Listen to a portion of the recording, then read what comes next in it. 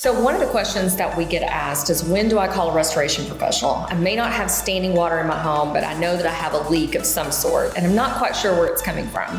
So you can call a restoration professional that will come out and help you source the leak, turn the leak off if needed, and then also they can help you with put together a drying plan for your property that an insurance company would accept in the event that you file a claim. And they should be able to walk you through that on day one, no matter if it is midnight when the loss happens or if it's during the day. They'll be able to walk you through that, and they'll be able to help manage the expectations, what your insurance company is going to look for, such as not demoing on day one any of your walls versus what they are able to salvage and help you restore.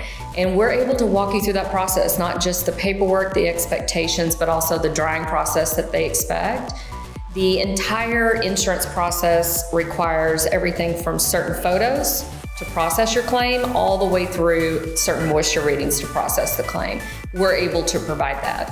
When you select a restoration professional, you should seek to have that type of file produced to your insurance company. If you suspect you have moisture, it's important for you to call a restoration professional, maybe as opposed to a contractor, because we can restore properties as opposed to tearing them out and causing what could be additional damage. And so you actually get to put your home back together quicker. You get to dry everything in place, and you should look for a restoration professional that is going to actually dry everything in place as opposed to removing it. Not only the contents, but also the drywall or the baseboards or the flooring on day one. You can now restore, we have the proper equipment to now restore properties and dry them in place, as opposed to what we did maybe even 10 years ago, to where we removed a lot of structure items.